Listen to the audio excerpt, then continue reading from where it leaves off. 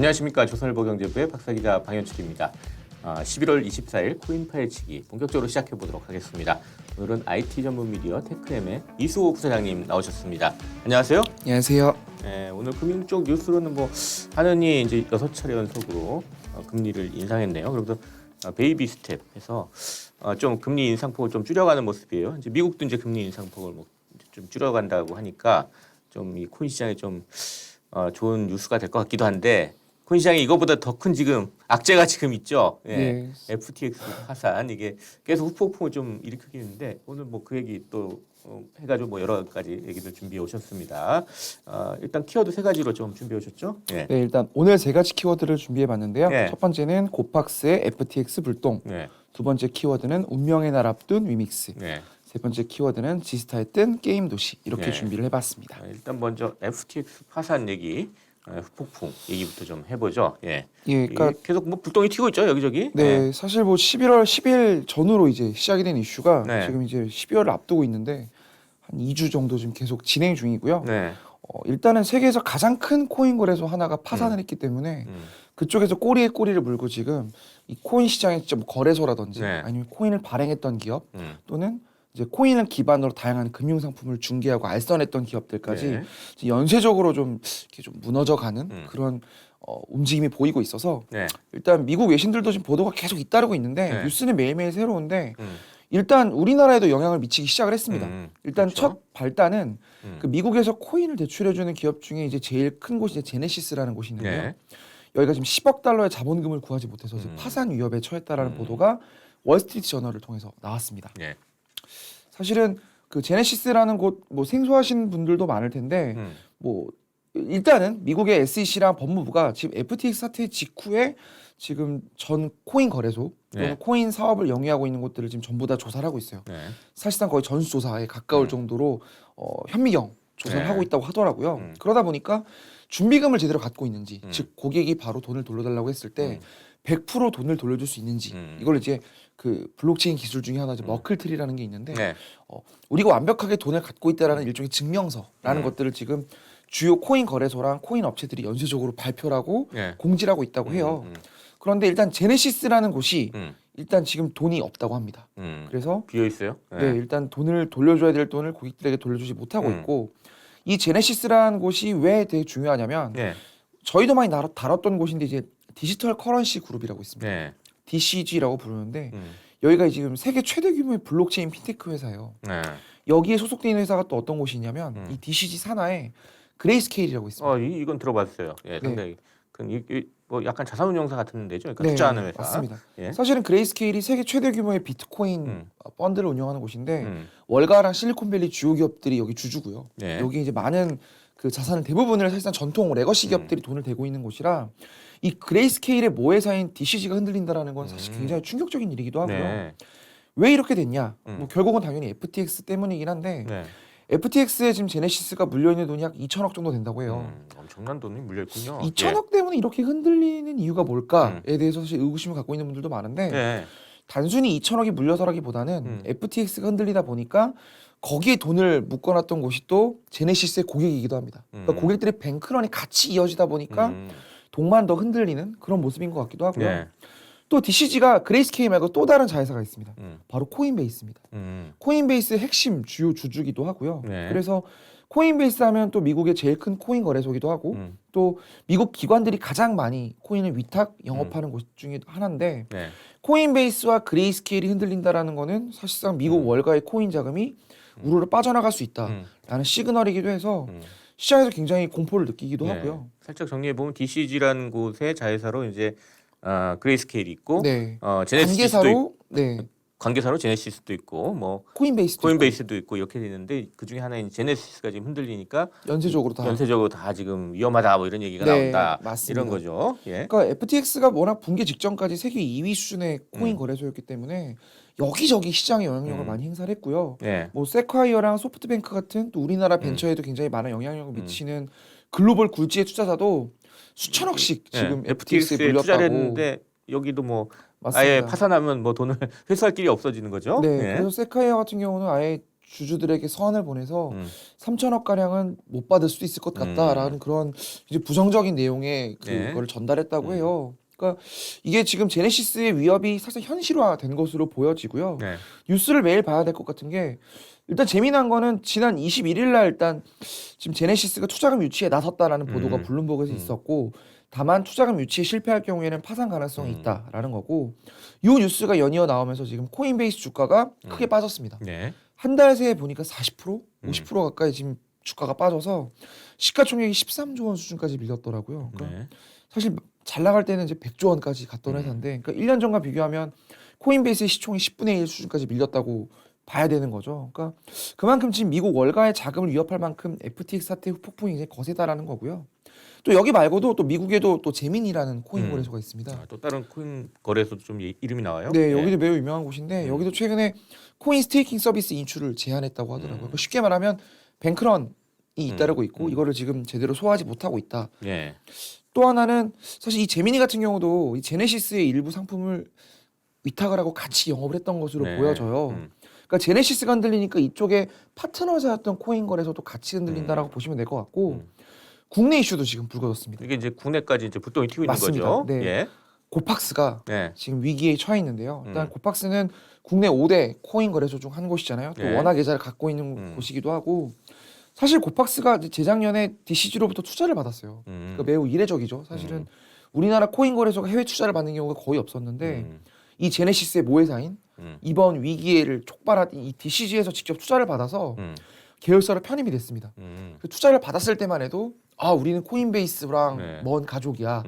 굉장히 한국을 대표하는 코인 거래소야라고 해서 굉장히 자랑스럽게 또 알리기도 하고 핫했는데 지금은 결과적으로 고팍스도 이 제네시스 계열에 편입이 됐고 제네시스에 이미 관련 상품을 함께 운용했던 네. 것으로 알려져 있어요. 국내에서요? 예. 네, 그래서 이 고팍스 같은 경우도 고파이라는 일종의 코인을 예치하면 이자를 받는 그런 수탁 서비스를 운영을 했고 예. 요거를 이제 제네시스에 위탁을 했던 것 같은데 요게 지금 자금이 100억 정도 물려 있다고 합니다. 지금 이게 묶여서 원래는 오늘까지 돈을 돌려줬어야 되는 상품이 있는데 그것도 지금 돌려주지 못하고 있고 어젯밤에 일단은 급하게 고팍스가 입장문을 낸 게 예. 일단은 고객 예치 자산은 100% 보호하고 있다. 그러니까 즉 우리가 일부러 예치한 특정 우리가 운용하는 상품만 위험한 거지 그것 말고 우리 거래소에서 코인을 사고 파는 거는 문제가 없다. 예. 그리고 우리 쪽에다가 위탁한 상품 같은 경우는 우리가 빠른 시일에 돈을 돌려줄 거고 지금 여러 군데랑 그 유동성 확보 차원에서 얘기를 하고 있으니까 너무 걱정하지 말고 예. 기다려달라. 일단 이렇게 말씀을 하셔서 기다려야 되는 상황인데 분명한 건 일단 거래소의 가장 핵심 중요한 영업 노하우는 신뢰잖아요. 네. 그 신뢰가 흔들렸다라는 점에서 아마 이번 사태가 국내 시장에도 굉장히 많은 영향을 줄 것으로 보여지고요. 앞으로 추이를 좀 잘 봐야 되겠습니다. 계속 뉴스들이 나오고 네, 있으니까요. 맞습니다. FTX 관련해 가지고. 예. 그래서 첫 번째 키워드 고팍스의 FTX 불똥 얘기를 좀 해봤습니다. 두 번째는 위믹스 얘기네요. 예. 네, 이거는 사실 저희가 매주 다뤘던 또 네. 주제이기도 한데요. 위메이드 위믹스가 오늘이 이제 또 운명의 날이 밝았습니다. 네. 지금 거의 매주 코인 거래소들의 연합체라고 하는 그 닥사에서 사실은 3주 전에 이제 유의 종목으로 지정을 했잖아요. 네. 투자하면 안 되는 위험한 상품 중 하나다라고 이제 공지가 나가서 굉장히 많은 투자분들이 또 울분을 토하기도 했고 또 위메이드도 이러다 위믹스가 상장 폐지되는 거 아니야?라고 해서 공포가 안에서도 많았는데 일단은 이번 주 오늘 코인 거래소 연합체인 닥사에서 이거에 대한 소명 절차를 받았고 네. 어떻게 할 건지를 발표하는 날입니다. 아마 어떻게 발표가 날지는 뭐 확실치는 않으나 일단은 지금 업계에서는 한 주 더 연장이 되거나 또는 유의 해제가 이루어지지 않을까라고 지금 기대하고 있는데요. 중요한 거는 상장 폐지로 이어질 가능성은 현재로서는 크게 없어 보인다라는 게 업계의 중론이고 예. 지금 일단 코인 거래소들이 일방적으로 상장 폐지를 하기가 되게 어려운 상황인 게 뭐 저희가 지난번에도 다뤘지만 여당에서도 지금 그 가상자산법을 관리하는 굉장히 다양한 입법안들이 올라가 있잖아요. 네. 그러니까 이런 상황에서 거래소가 인위적으로 선제적으로 무언가 굉장히 큰 이슈를 만드는 걸 좀 부담스러워하는 상황이기도 해요. 그래서 위믹스 이슈를 빨리 털고 싶어하는 거래소 입장도 네. 분명히 있고 또 위메이드도 지금 자신들이 보유한 운영사 물량 사실 유통량 때문에 굉장히 처음에 투자자들에게 투자 유의 종목으로 이제 지정이 된 게 유통량이 좀 분명하지 않다. 맞습니다. 예, 발행했다고 하는 것보다 뭐 더 많다 적다 뭐 그런 얘기 때문에 지금 이게 지정이 된 거잖아요. 네, 그러니까 그걸 좀 투명하게 하겠다 이런 얘기를 하고 있나요? 그러면? 문제가 된 그 운영사 예. 물량에 대해서 3자에게 위탁을 하고 음. 이 3자가 관리할 거기 때문에 우리가 절대 인위적으로 앞으로는 물량을 이동하지 않겠다라는 걸 이미 수차례 알리기도 했고요. 예. 지금 이거를 위탁하기로 한 사업자가 지금 국민은행이 주축이 된 코다라는 곳이 있습니다. 지금 확실하게 발표가 나진 않았는데 네. 저도 일단 내부적으로 알아보니까 코다가 사실상 하기로 거의 굳혀진 것 같더라고요. 그러니까 국민은행의 이름을 걸고 있는 곳에 일단 맡겼기 때문에 위메이드는 자신들을 좀 믿어달라라고 어필을 하는 것 같기도 하고요. 그리고 최근에도 보니까 한 2주 사이에 아주 적은 수량의 위믹스 이동도 수시로 텔레그램을 통해서 알리고 있더라고요. 그러니까 공시를 통해서 적극적으로 이제 우리가 투명함을 어필을 하고 이렇게까지 공시하는 사업자는 사실상 우리나라에서 우리밖에 없다라는 게 위믹스의 입장이기 때문에 아마 별다른 이슈가 없다면 저도 유의 종목 해제가 이루어지지 않을까 그렇게 생각을 하고 있고요. 분명한 거는 위믹스 사례가 사실은 굉장히 교훈을 좀 얻어야 될 것 같아요. 네, 많은 시사하는 바가 크죠. 그러니까 작은 수의 코인도 함부로 앞으로는 발행사가 활용할 수 없을 것이고 또 내가 코인을 발행했다고 해서 투자자들을 몰래 이걸 계속 쓰거나 또는 추가로 발행을 하거나 투자를 하거나 아니면 이거를 급여로 직원들에게 주거나 그런 형태는 앞으로는 사실 찾기가 좀 어려워질 것으로 보여지고 한편으로는 지금 일단 여당에서 추진하고 있는 다양한 입법안들 중에 요 내용이 되게 많이 들어가 있습니다. 그러니까 코인을 관리하는 이 섹터의 어떤 새로운 관리 주체의 일이 앞으로는 발행사 또는 거래소가 하는 게 아니라 또 다른 기업들이 앞으로 이런 일을 맡을 것이기 때문에 또 맞습니다. 좀 해준다. 그러니까 증권사 아니면은 뭐 지금 시중은행들이 하고 있는 다양한 신사업 파트 쪽으로 그런 것들이 앞으로 좀 이관되지 않을까 싶기도 하고 그러면 또 새로운 비즈니스가 나올 것으로 보여지고요. 그러니까 분명한 거는 투명한 공시 체계가 앞으로는 이 사업의 필수적인 요소로 자리 잡을 것이기 때문에 투자자들이 앞으로 이런 것 때문에 되게 불만을 분통을 터뜨리는 일들은 앞으로 좀 없지 않을까 싶습니다. 위믹스의 유통량 논란으로 이제 촉발된 이게 좀 이 시장이 투명해지는 그런 계기가 됐으면 좀 좋겠어요. 네, 맞습니다. 자, 이렇게 두 번째 위믹스 얘기해봤고요. 세 번째는 게임 얘기네요. 네, 이름이 되게 생소한데 지스타에 뜬 게임 도시라는 키워드를 잡아봤는데 지난주 이제 국제 게임쇼 지스타가 열렸잖아요. 여기 이제 라인이 일본에 있는 네이버의 법인이죠. 라인이 게임 도시라는 이름으로 외부에 부스를 열었는데 사실상 지스타는 그 게임을 체험하러 간 일반 이용자들이 많은데 이번에는 게임 개발자들이 이쪽 부스에 굉장히 많이 몰렸더라고요. 그래서 제가 재미나서 한번 취재를 해봤는데 지난주에 지스타 직접 가보셨죠? 네, 이소 저도 부장님께서 5일 정도 머물면서 게임 시장의 트렌드를 좀 보고 왔는데 뭐 사실은 일단은 웹3랑 이 블록체인 쪽으로는 그렇게 크게 주목을 받지는 못했던 것 같아요. 그러니까 게임을 체험하러 하는 분들이 많았기 때문에 근데 개발자들이 이 게임 도시 굉장히 많이 열광을 해서 제가 그 이유를 좀 파봤는데 일단은 네이버 관계사인 라인이 블록체인 쪽에서는 지금 굉장히 열심히 사업을 하고 있습니다. 그러니까 최근에 이제 NFT 플랫폼 도시라는 이름으로 사업을 시작을 했고요.